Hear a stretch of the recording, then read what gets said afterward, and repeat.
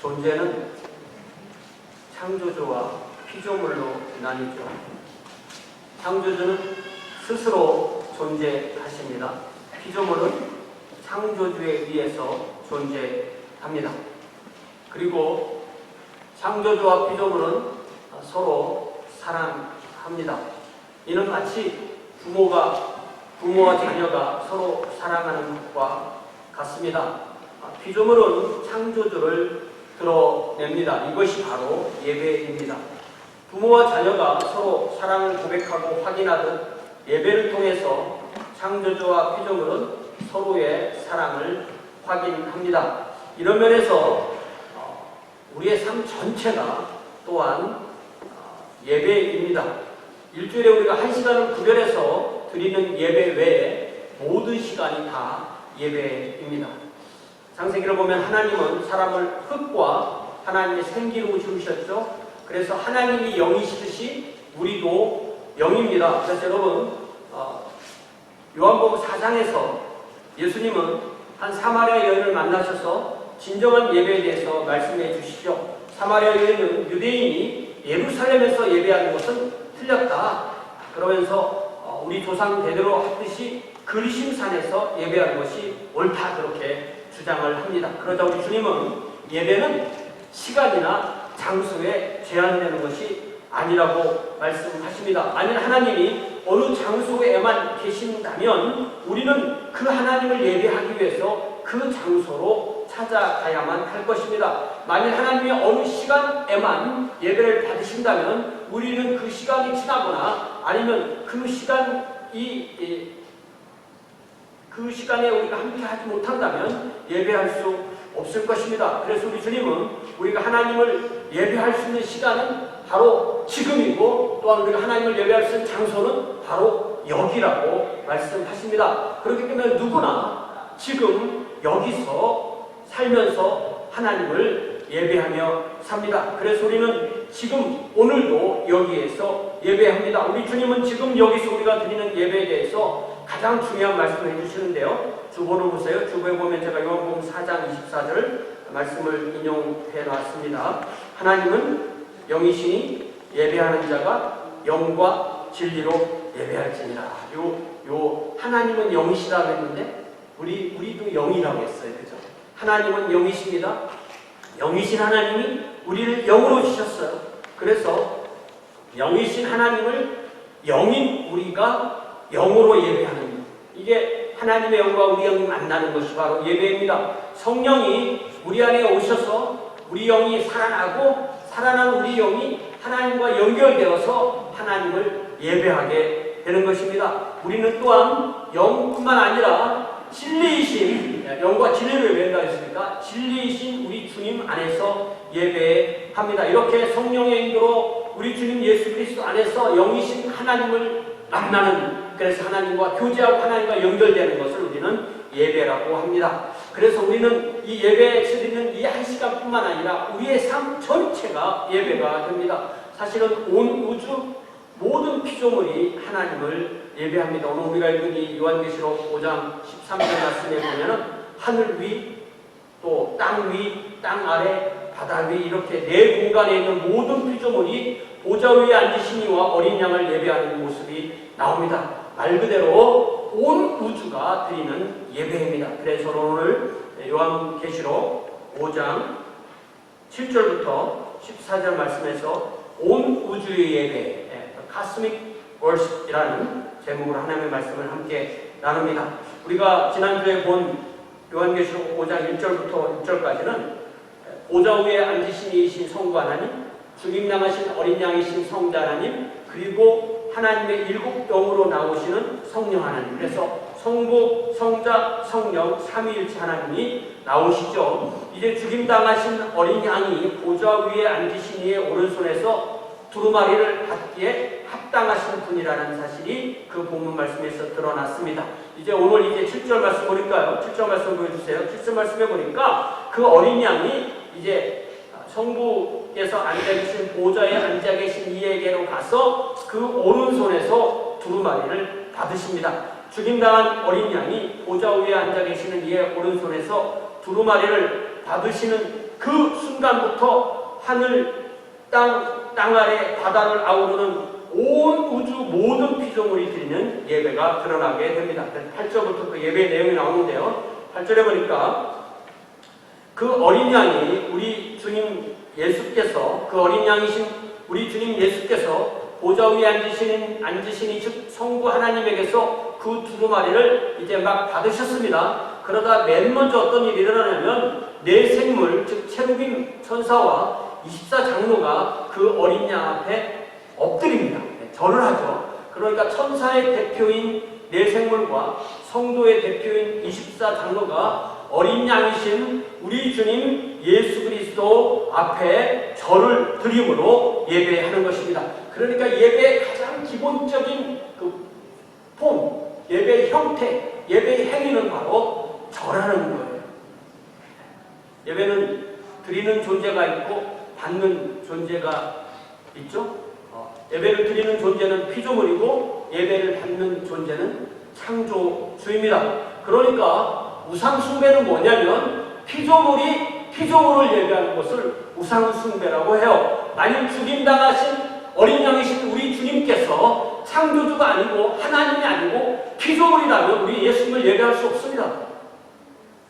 그러나 이 말씀에 분명히 말하기를 이 네 체루빔 천사와 24장로가 어린 양 예수께 예배한다고 되어 있습니다. 천사의 대표와 성도의 대표가 어린 양 예수 그리스도 앞에 엎드려 예배한다는 것은 그분이 피조물인 사람이 아니라 창조주이신 하나님이라는 것을 의미합니다. 천사의 대표 체루빔인 네 생물과 성도의 대표 24장로가 어린 양을 예배할 때 그들은 두 가지를 동원하는데요. 하나는 우리 말로는 검은고라고 번역되어 있지만 어떤 현악기죠. 하프 같은 현악기고요. 검은고로 대표되는 악기로 드리는 찬양이고 다른 하나는 향으로 대표되는 기도입니다.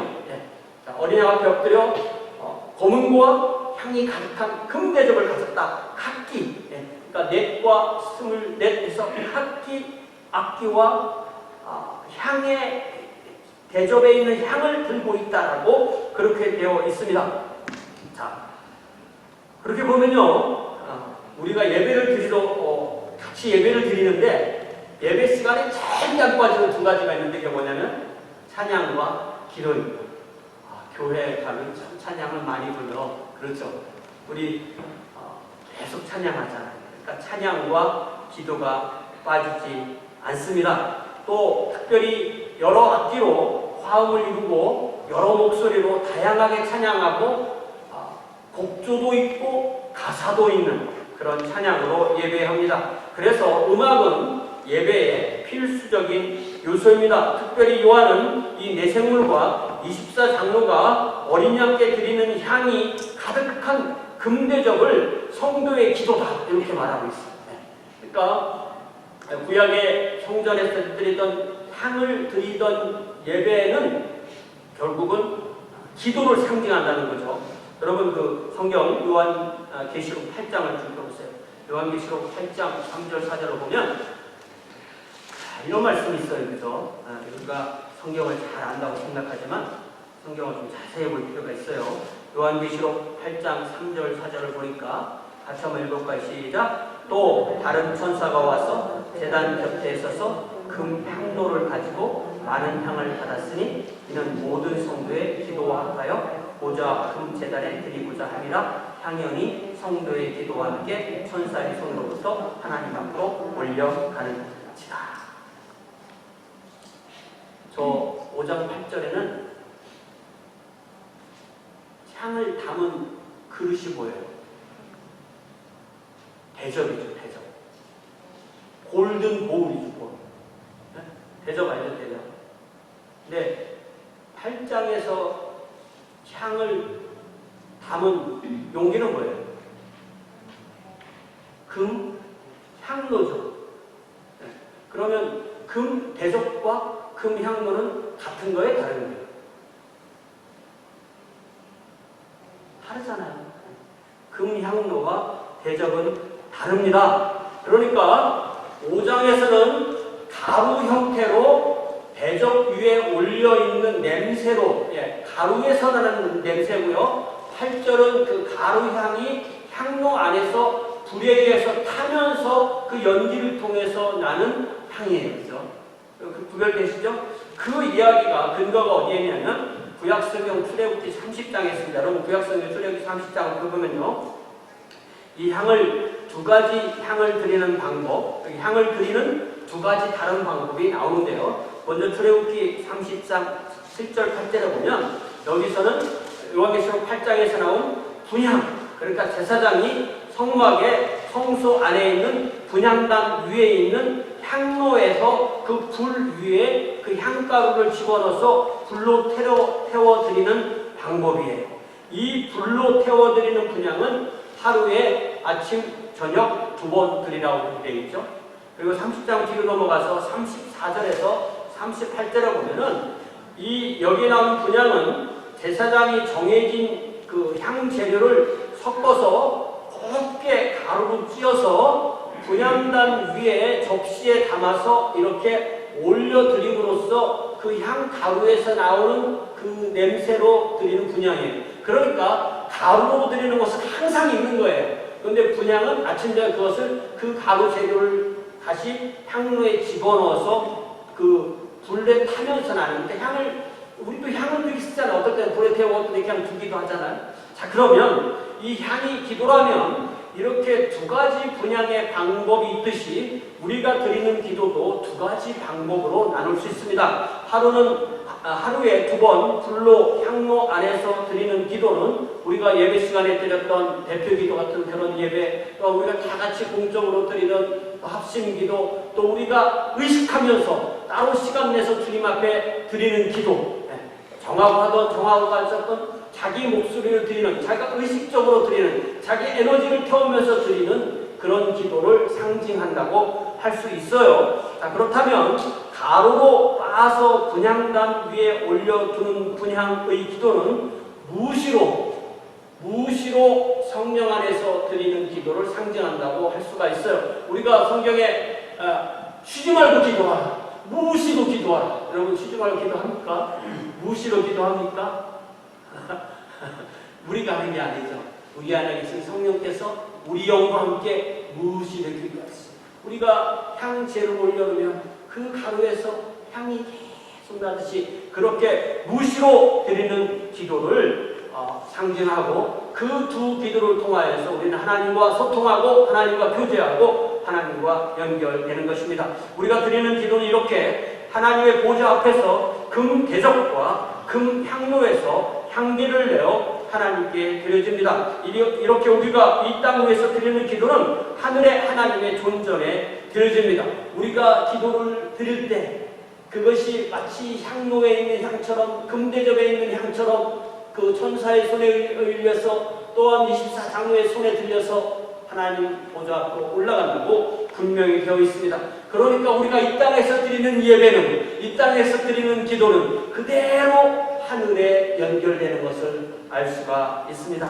이제 9절에 보니까 9절 10절에서 요한은 이 네 생물인 체루빔 천사와 24장로가 부르는 합창을 듣습니다. 이 검은고라는 현악기뿐만 아니라 천사와 성도의 음성으로 소리를 내며 가사로 내용을 담는 찬양을 드리는 것입니다. 우리가 주일마다 교회에 오면 우리 헤세드 찬양이다. 그리고 지금은 모이지 못하지만 우리 성가대 또 화음으로 드리는 찬양을 통해서 또한 우리 온 회중이 같은 목소리로 악기에 반주해서 같은 내용으로 하나님께 찬양을 드리는 그 찬양이 바로 하나님께 이렇게 돌려지는 그런 찬양임을 알 수가 있습니다. 그들이 부른 찬양 가사가 9절의 뒷부분 보면 나오는데요. 뭐라고 말하냐면 두루마리를 가지시고, 그러니까 두루마리를 받으시고 그 인봉을 떼기에 합당하시도다.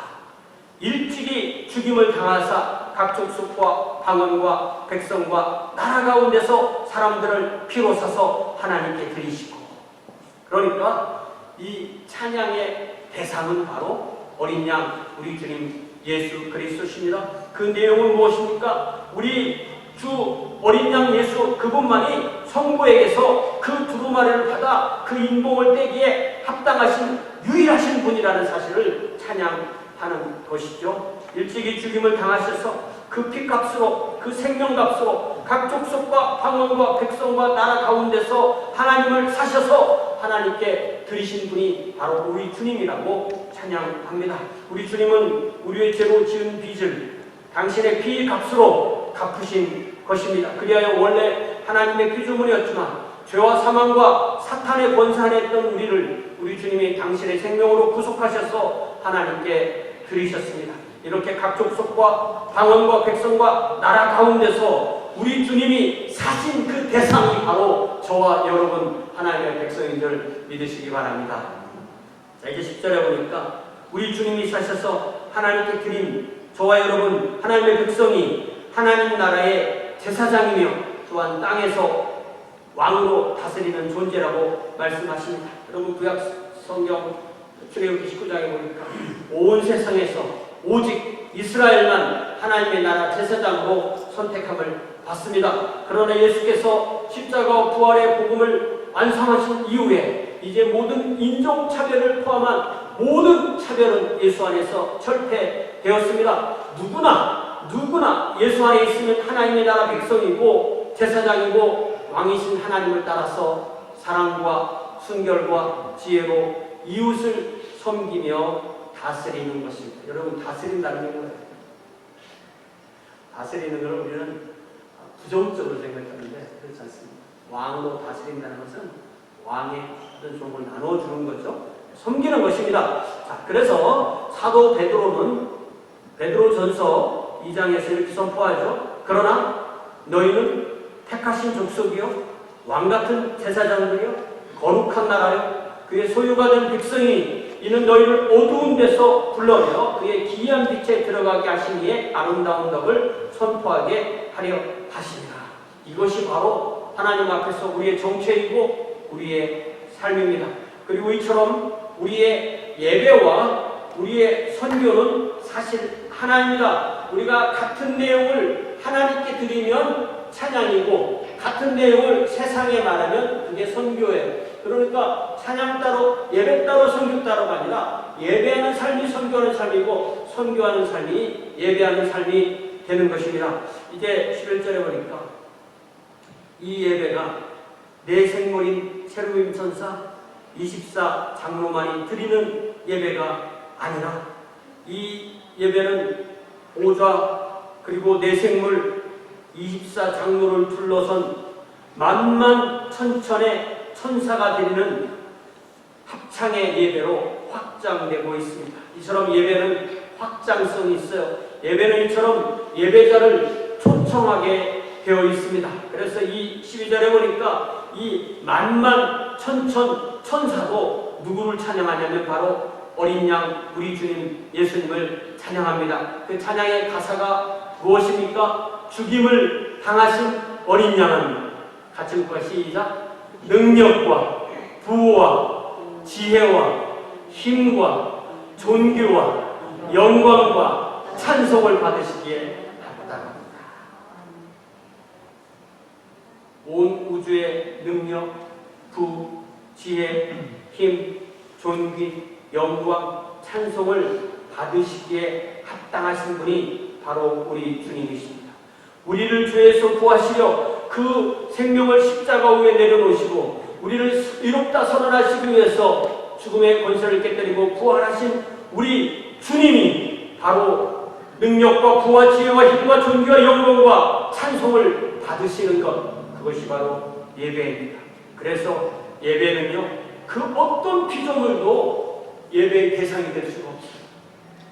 만약에 어떤 사람이 이 세상에서 그 사람이 정말 최고의 능력이 있고 최고의 부를 가지고 있고 그 누구도 따를 수 없는 지혜를 가지고 있고 힘을 가지고 있고 존귀를 가지고 있고 영광을 가지고 있고 칭찬을 받는 존재가 있다 할지라도 그 존재가 피조물이라면 그 존재는 우리의 예배의 대상이 될 수 없습니다. 아무리 많은 그런 것들을 가지고 있다 하더라도 피조물은 피조물일 뿐입니다. 그 모든 피조물이 자기에게 있는 모든 것을 창조주께 드리면서 절하는 것이, 찬양하는 것이 바로 예배입니다. 이제 13절에 보니까 그 예배가 다시 더 확장되어 이제 요한은 동시에 하늘 위도 보고 땅 위도 보고 땅 아래도 보고 바다 위도 보고 그 네 공간에 있는 모든 피조물이 함께 예배하는 모습을 보고 또 듣습니다. 바로 온 우주가 드리는 예배입니다. 온 우주의 피조물이 드리는 예배입니다. 이 예배에 참여하지 않는 피조물이 있을까요? 심지어 땅 아래에 있는 존재도 예배예요. 땅 아래는 뭐냐면요, 땅 아래는 구원받지 못한 사람들의 영혼이 있는 곳이에요. 그러면 그곳에 가서는 하나님이 하나님이라고 해서 알기 때문에 그곳에 가서 예배를 해요. 지옥에 가면 하나님을 모를 것 같죠? 압니다. 땅 아래도 예수님의 주님인 걸 알게 되는 거죠. 그러니까 그곳에서도 예배를 해요. 그런데도 예배를 하지 않는 존재가 있습니다. 누굴까요? 이 땅에 현재 살아있는 사람들 중에서 하나님을 섬기지 않는 그 사람들은 하나님을 예배하지 않습니다. 하나님은 억지로, 강제로, 강압적으로 예배하도록 하지 않으십니다. 성령께서 함께 하셔서 그 인격이 하나님을, 삼일체 하나님을 믿는 그 사람이 자연스럽게 자기의 마음으로부터 드리는 예배를 받으십니다. 그래서 우리 주님께서는 하나님은 영이시니 예배하는 자가 영과 진리로 예배한다고 말씀하신 것입니다. 저와 여러분이 이렇게 하나님의 영 안에서, 예수님 안에서 영과 진리로 예배하시는 귀한 주의 자녀들 되시기를 주님의 이름으로 축원합니다. 이제 14절에 보니까 이 예배는 내 생물 세르빈 천사가 아멘이라고 화답하고 24장로가 다시 엎드려 경배하는 것으로 끝을 맺습니다. 이렇게 보면 우리가 훈련해서 억지로 제가 요구해서가 아니라 마음속에서 아멘이라는 마음속에서 마음이 딱 생기는데 나는 이거 싫어하고 억지로 그걸 막을 필요는 없는 거예요.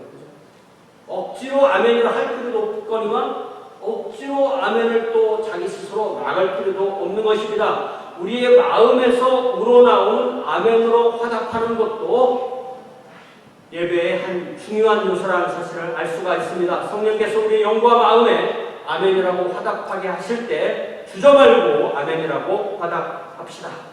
이제 주보에 제가 써드린 대로 사도 바울은 로마서 12장 1절에서 합리적인 예배, 합당한 예배, 합당한 예배, 응당 그래야 되는 예배를 말하고 있어요. 이게 우리 성경에서는 영적 예배다 이렇게 번역을 했지만 이 원어는 절대 영적 예배라고 번역할 수 없는 말.